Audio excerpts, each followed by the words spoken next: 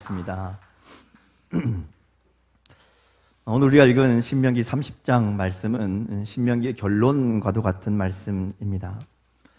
지금까지 모세는 이제 모압 평지에서 이스라엘 백성들을 불러놓고 가나안 땅에 그들이 들어가게 되면 그 땅에서 어떻게 살아야 될지, 또 무엇을 기억하고 지켜야 될지를 계속해서 이야기했습니다. 한마디로 정리하면 하나님을 사랑하고 하나님을 경외하고 하나님 말씀에 순종하라라는 겁니다. 그렇게 순종하면 그들에게 복이 임할 것이고 그 땅 가운데 하나님의 은혜를 누리며 살아갈 것이고, 불순종하면 저주를 받아서 그 땅에서 쫓겨나게 될 것이다. 이런 이야기가 이제 쭉 이어지는 말씀이었습니다.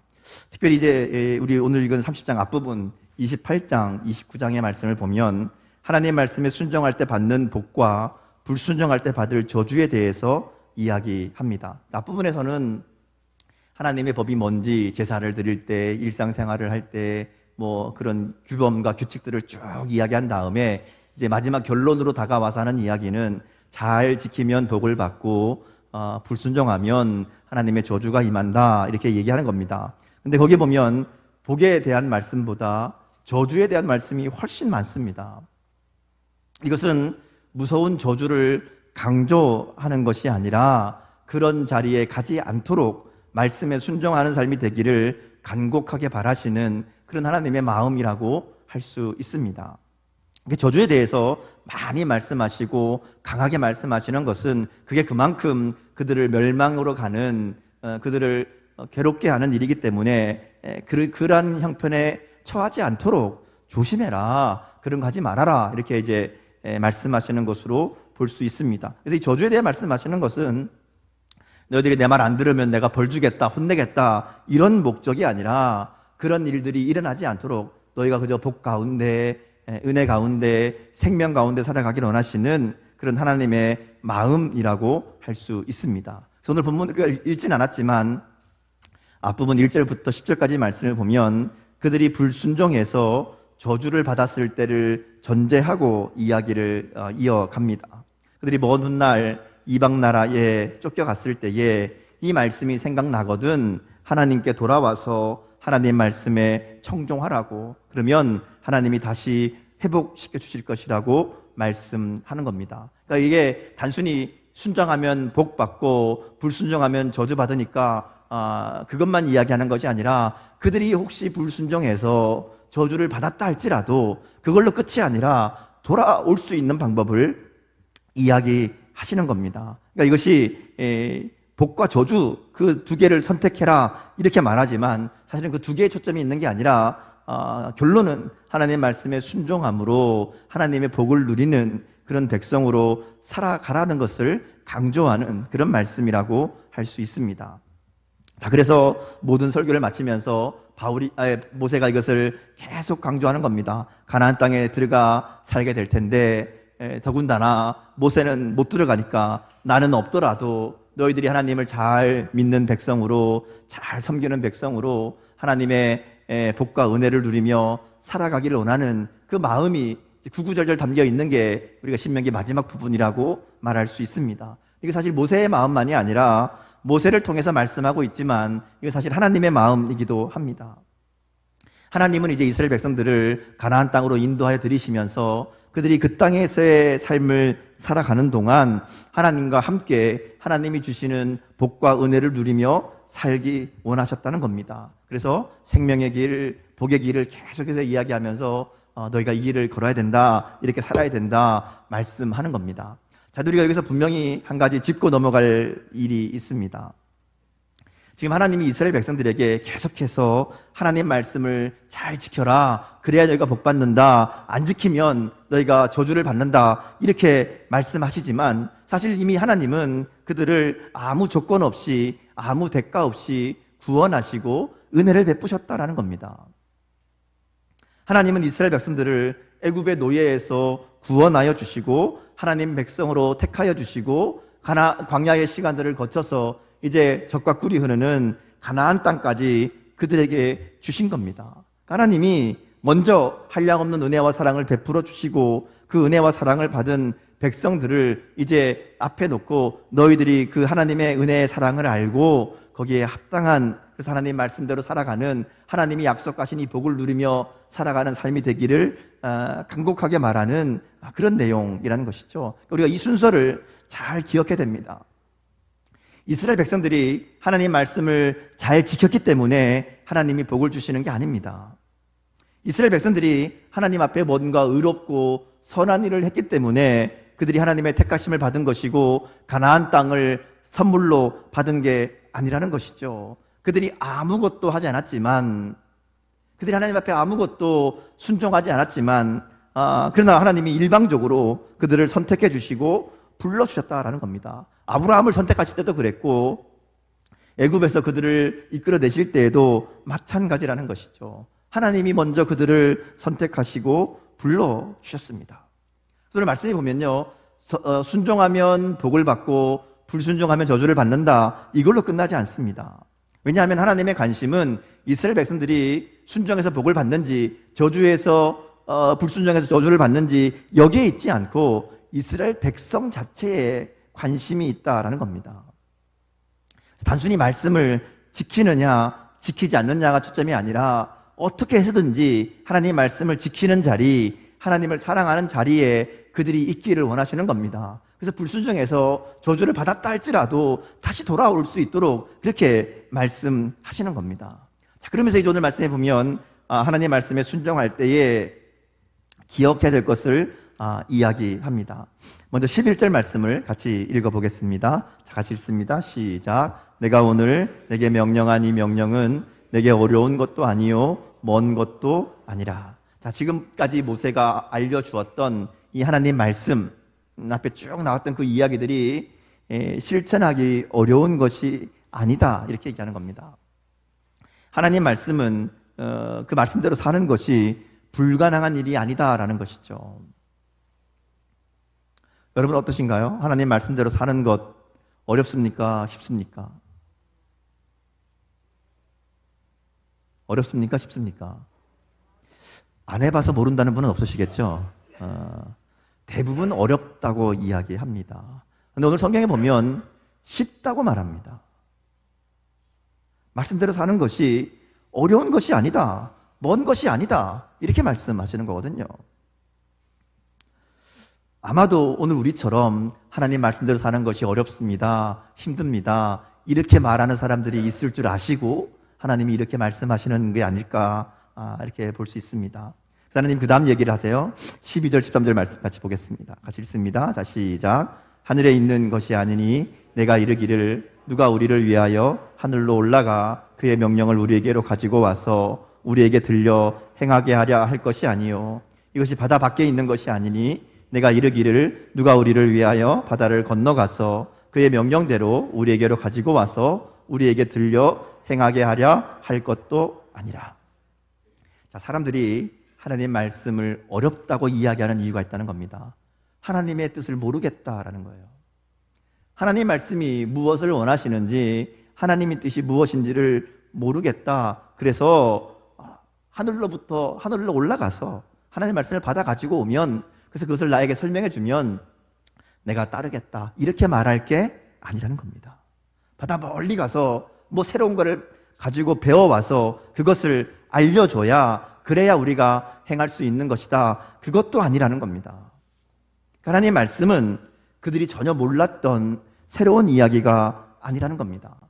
하늘로 올라가거나 바다를 건너가서 가져와야 될 만큼 어려운 것이거나 모르는 것이거나 그런 게 아니다, 이렇게 말씀하는 겁니다. 여러분, 우리가 흔히 하나님의 뜻은 잘 모른다, 알 수 없다, 이렇게 생각합니다. 그러면서 누군가 하나님의 뜻을 잘 알려주면, 분명하게 밝혀주면, 그러면 지킬 수 있을 것이다, 그렇게 생각합니다. 오늘 말씀 그렇지 않다는 거예요. 하나님 말씀은 내게 매우 가깝다, 내 입과 마음에 있다, 이렇게 말씀하시면서 내가 이를 행할 수 있다, 이렇게 얘기하시는 거예요. 14절 말씀 같이 읽겠습니다. 자, 시작. 오직 그 말씀이 내게 매우 가까워서 내 입에 있으며 내 마음에 있은즉 내가 이를 행할 수 있느니라. 여기 보면 매우 가깝다라는 말은 능력 안에 있다는 말입니다. 할 수 있다는 거예요. 못하는 일이 아니라는 겁니다. 입에 있고 마음에 있다는 것은 이게 전혀 모르거나 생소한 것이 아니라는 겁니다. 하나님의 뜻을 알 수 없도록 멀리 숨겨놓은 게 아니라고, 또 사람이 할 수 없는 그런 이상한 일들을 말씀하는 것도 아니라고 그렇게 얘기합니다. 하나님의 말씀은 누구나 알 수 있고 쉽게 따를 수 있는, 어떻게 보면 인간에게 가장 자연스럽고 가장 편안한 것이라고 말씀하는 겁니다. 여러분, 사실 하나님의 말씀을 가만히 들여다보면 어려운 내용은 아닙니다. 특별히 사람들이 살아가면서 마땅히 지켜야 될 아주 기본적인 원칙을 이야기합니다. 십계명부터 시작해서 모든 계명을 보면 인간이 인간답게 살고 또 서로 함께 공존하면서 살아가기 위해서 꼭 필요한 아주 기본적인 원칙을 이야기하는 것이 하나님의 말씀이라는 것이죠. 율법은 인간에게 가장 자연스럽고 가장 편안하고 가장 행복할 수 있는 그 길을 안내하는 그런 도구라고 할 수 있습니다. 율법을 지키기 위해서, 하나님 말씀을 지키기 위해서 무슨 고차원적인 학문을 공부한 것이 필요한 것도 아니고 무슨 신비한 계시를 받아서 하나님의 뜻을, 특별한 뜻을 알아야 되는 것도 아니라는 겁니다. 하나님 주신 하나님의 말씀, 그 말씀을 읽고 이해할 수 있는 그저 보통의 지능과 상식이 있으면, 그러면 충분히 이해할 수 있고 행할 수 있다는 것이죠. 근데 사람들은 성경을 어렵다고, 하나님 말씀대로 사는 것을 힘들다고 이야기합니다. 왜 그럴까요? 몰라서 힘든 게 아닙니다. 그대로 살아가는 것을 어려워하고 싫어하는 것이 우리의 현실이라는 것이죠. 하나님 말씀을 읽고 들으면서 다 맞다고 생각합니다. 그렇게 살아야 된다고 동의합니다. 근데 그렇게 살기는 싫어합니다. 왜냐하면 그렇게 사는 것이 맞는 건 알겠는데 그렇게 살면 내가 힘들거든요. 손해봐야 되거든요. 불편한 것이 있거든요. 그러니까 말씀을 몰라서 안 지키는 게 아니라 내 마음이 없어서 안 지키는 겁니다. 그러면서 하는 이야기가 하나님의 말씀은 어렵다고, 무겁다고, 불편하다고 그렇게 말한다는 것이죠. 문제는 하나님의 말씀에 있는 게 아니라 우리 마음에 있습니다. 우리 마음이 왜 그렇게 되었을까? 우리 마음이 왜 하나님의 말씀을 지키는 것을 불편해하고 어려워하게 되었을까 하는 겁니다. 우리 안에 죄가 들어왔기 때문에 그렇습니다. 하나님이 처음 인간을 만드셨을 때 인간의 마음은 그냥 가만히 두어도 하나님의 뜻대로 행하는 마음이었습니다. 율법이 없어도 그 마음대로 행하는 것이 하나님을 기쁘시게 하는 것이고 하나님의 뜻을 이루는, 말하자면 하나님의 마음과 일치되는 그런 마음이었다는 것이죠. 그런데 인간에게 죄가 들어오면서, 아담과 하와의 불순종을 통해서 죄가 인간 가운데 들어오면서 그 마음이 깨어진 겁니다. 그래서 저절로 하나님의 뜻을 행할 능력을 잊어버린 겁니다. 하나님을 피하고 하나님을 떠나는 죄의 길로 달려가게 되었다라는 것이죠. 그래서 그냥 두면 우리의 삶은 죄를 따라서 죽음과 저주의 길로 향할 수밖에 없는 그런 존재가 되었다는 겁니다. 그래서 예수님이 이 땅에 오신 거잖아요. 예수님이 이 땅에 오셔서 우리의 죄의 문제를 해결하기 위해서 십자가에 죽으셨습니다. 그리고 예수님을 믿고 의지하는 자들은 더 이상 죄가 아니라 예수님이 다스리시는 삶, 예수님과 동행하는 삶을 살게 됩니다. 그러면 더 이상 죄가 이끄는 대로 사망과 화를 따라가는 인생이 아니라 생명과 복을 따라가는 인생을 살아갈 수 있게 된다는 겁니다. 그게 하나님 말씀에 순종하는, 하나님 말씀을 따르는 삶이잖아요. 우리가 예수님을 나의 주님으로 영접할 때 주님이 내 안에 임재하시고 그 주님이 우리를 지키시고 인도하시기 때문에 우리가 주님과 동행하다 보면 자연스럽게 우리의 옛사람은 죽고 우리에 있는 죄로 감염된 마음은 회복되는 겁니다. 그리고 비로소 주님 주시는 마음을 따라서 하나님의 뜻을 따라 순종하는 삶을, 거룩한 삶을 살아갈 수 있게 된다라는 것이죠. 그러기에 오늘 이 말씀을 우리의 삶에 적용해 보면요, 우리가 하나님의 말씀을 따르는 삶, 말씀대로 사는 삶은 결코 어렵지 않습니다. 우리 안에 예수님을 붙잡으면 됩니다. 나에게 생명 주신 그 예수님을 믿음으로 받아들이고 이제 그 예수님을 나의 주님으로 모시고 살아가기로 결단하면, 그러면 그 영원한 생명을 주신 하나님께서 우리 가운데 역사하시는 성령의 인도하심으로 말미암아 우리가 주님의 뜻대로 주님의 일을 이루는 삶을 살아가도록 만들어 주신다는 겁니다. 자, 오늘 본문에 보면요, 16절에 하나님이 우리에게 원하시는 것이 무엇인지를 구체적으로 분명하게 말씀합니다. 같이 한번 읽어보겠습니다. 16절. 자, 시작. 곧 내가 오늘 내게 명령하여 내 하나님 여호와를 사랑하고 그 모든 길로 행하며 그의 명령과 규례와 법도를 지키라 하는 것이라. 그리하면 내가 생존하며 번성할 것이요 또 내 하나님 여호와께서 내가 가서 차지해야 할 땅에서 내게 복을 주실 것임이니라. 아멘.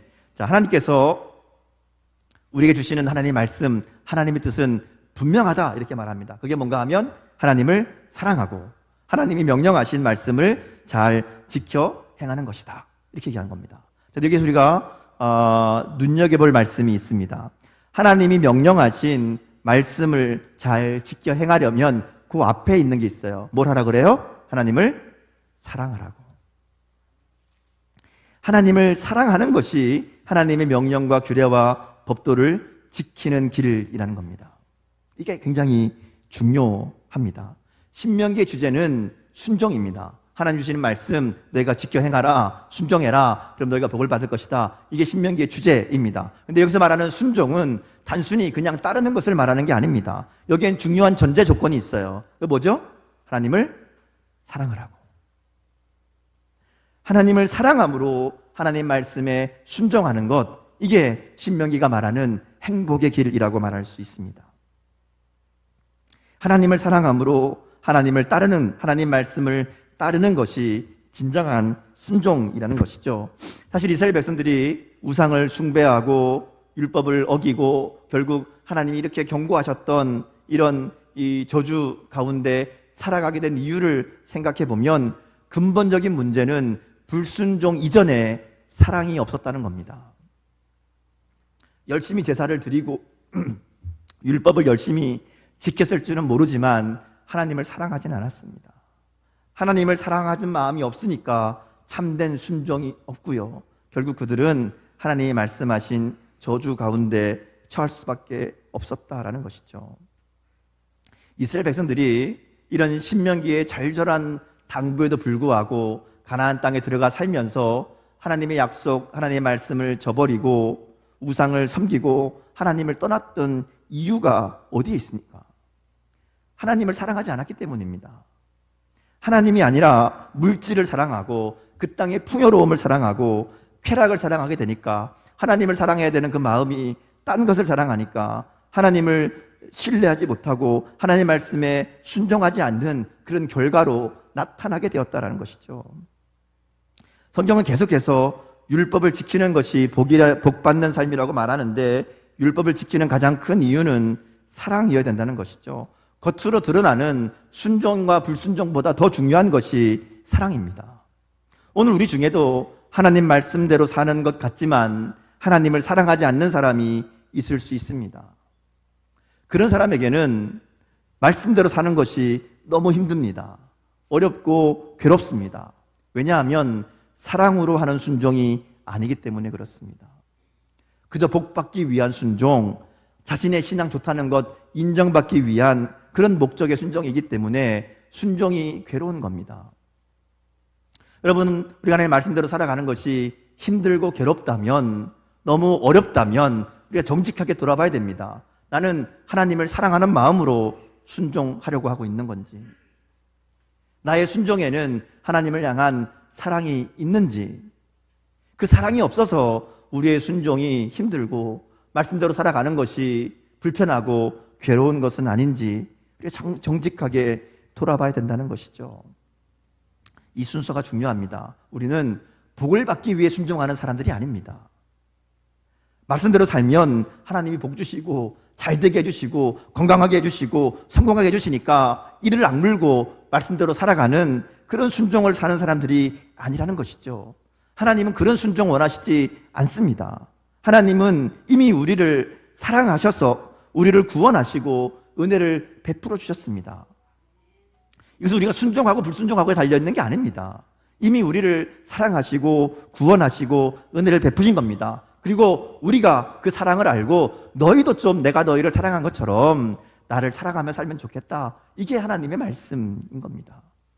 나를 사랑하며 살면 그러면 너에게 생명과 복이 임할 것이다. 하나님이 약속하시는 겁니다. 근데 우리는 너무나 이 땅의 삶에 이 세상의 복에만 마음을 빼앗겨서 하나님의 사랑은 잊어버리고 다른 것을 사랑하며 사니까 하나님 말씀대로 사는 것이 어려운 겁니다. 그래서 말씀대로 사는 것 어렵다고 지키기 힘들다고 핑계대면서 불순종을 합리화하며 살아가고 있다는 것이죠.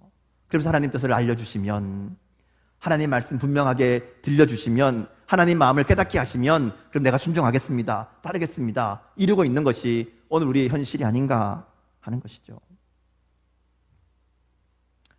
하나님 말씀대로 순종하며 사는 삶이 어려운 것은 말씀이 어려운 것이 아니라 하나님을 사랑하는 마음이 적기 때문에 그렇습니다. 여러분, 사랑에는 불가능이 없다고 그러잖아요. 사람을 사랑해도 방법을 만들어내는 게 사랑이잖아요. 안 될 것 같지만 사랑하는 마음이 있으면 할 수 있는 방법을 찾아내잖아요.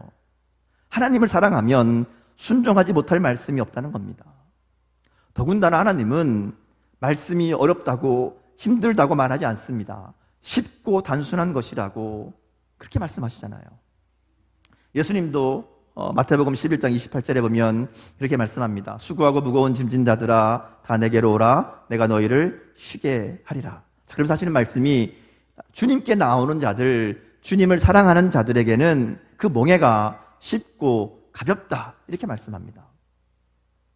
왜 예수님이 주시는 멍에가 쉽고 가벼운 줄 아십니까? 우리가 예수님께 나아가면, 예수님을 사랑하면, 예수님께 맡기면 예수님이 우리의 멍에를 함께 메어주시기 때문에 그렇습니다. 그래서 주님과 함께 매는 멍에는 편하고 그 짐이 가볍게 되는 겁니다. 주님을 사랑하고 주님께로 나아가는 것이 중요합니다. 사랑하는 것. 자, 그래서 15절 말씀에 보면요, 보라 내가 오늘 생명과 복과 사망과 화를 내 앞에 두었나니 이렇게 말씀합니다. 하나님이 우리 앞에 생명과 복 그리고 사망과 화를 두었다 이렇게 말씀하고요, 우리 보고 선택하라는 겁니다. 하나님이 우리에게 선택하라고 말씀하시는 이유는 우리가 진심으로 자발적으로 순종하기 원하시는 겁니다. 그렇게 사랑으로 순종하는 거죠. 마지못해서 억지로, 심판이 두려워서, 그래서 하나님 말씀을 선택하는 것이 아니라, 하나님의 말씀을 지키려고 애쓰는 것이 아니라 우리가 하나님을 사랑함으로 기쁨으로 순종하기를 원하신다는 것이죠. 그래서 너희들이 결정해라, 너희들이 선택해라 이렇게 말씀하시는 거예요.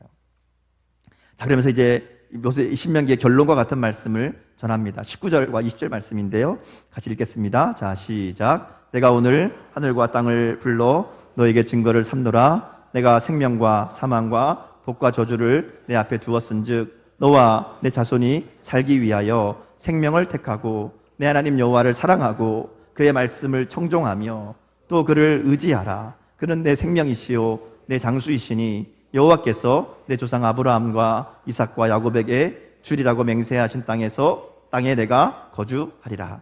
자기 보면요, 하나님이 생명과 사망과 복과 저주의 길을 이스라엘 앞에 놓으셨다 이렇게 말씀하면서 너희들 생명을 선택해라 이렇게 말씀하는 거예요. 하나님을 사랑하고 하나님 말씀에 청종하는 것, 그게 생명을 선택하는 길이고, 그럴 때에 하나님의 약속의 복이 임하게 될 것이다. 이게 이스라엘 백성들을 향한 하나님의 소원이고 하나님의 바람이라고 말씀하는 겁니다. 오늘도 마찬가지죠. 우리의 신앙은 결국 다른 것이 아닙니다. 하나님을 사랑하는가 하는 겁니다. 그래서 성 어거스틴이 이런 말을 했어요. 하나님을 사랑하라. 그 다음은 마음대로 해라. 하나님을 사랑하면, 하나님을 정말 사랑하면 우리의 삶이 하나님이 기뻐하시는 일, 하나님이 좋아하시는 일, 하나님이 원하시는 일을 찾아서 하고 싶어질 겁니다. 정말 하나님을 사랑한다면 굳이 강조하지 않아도, 굳이 이거 하라 그러지 말하지 않아도 하나님이 기뻐하시는 일을 힘쓸 거라는 것이죠. 하나님이 싫어하시는 일 되도록 멀리 할 겁니다. 하나님을 사랑하기 때문에. 그래서 사랑이 중요합니다. 우리를 사랑하셔서 자기의 생명을 내어주시며 우리를 구원하신 그 하나님의 은혜와 사랑을 알고, 그래서 우리도 주님을 사랑하며 사는 것이 가장 복된 인생이라는 것이죠. 하나님을 사랑하는 것 어려운 것이 아니라고 말씀합니다. 하나님이 이미 우리 가운데 알려주신 하나님의 말씀, 그거 잘 듣고 순종하는 삶, 그냥 순종하는 것이 아니라 하나님을 사랑하는 마음으로 하나님의 말씀을 듣고 순종하는 것이라고 그렇게 말씀합니다. 율법과 복음의 차이가 여기에 있습니다.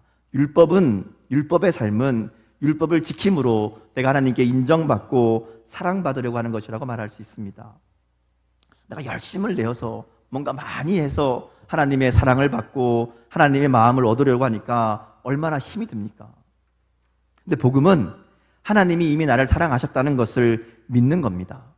내가 이거 하고 안 하고가 하나님의 사랑을 결정하지 않는다는 것을 확신하는 겁니다. 그래서 하나님의 사랑을 얻기 위해서 내가 뭔가를 하는 게 아니라 이미 나를 사랑하신 그 하나님을 알고 그 하나님의 사랑을 알기 때문에 그 하나님께 나도 좀 뭔가를 드려야 되겠다, 그런 사랑하는 마음으로 행하는 것, 그게 복음으로 살아가는 삶이라고 할 수 있습니다.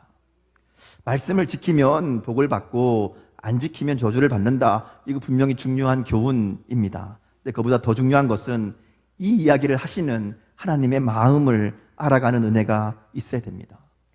우리를 사랑하시는 하나님, 그래서 그 앞에 우리도 사랑을 고백하며 그 사랑으로 순종하는 삶이 되기를 원하시는 그 하나님의 마음을 우리가 오늘 말씀을 통해서 들어야 될 줄 믿습니다. 그리고 하나님을 사랑하는 삶, 하나님 말씀에 귀를 기울이는 삶, 그리고 하나님을 의지하며 사는 삶이 가장 복된 길, 생명의 길을 걷는 사람이라고 오늘 말씀합니다. 그럼 우리가 마음과 뜻과 힘을 다해서 하나님을 사랑함으로 하나님을 기쁘시게 하고 하나님의 뜻을 온전히 순종하는, 그리고 하나님만 의지하며 살아가는 그런 저와 여러분의 삶이 될 수 있기를 주님의 이름으로 축복합니다. 기도하겠습니다.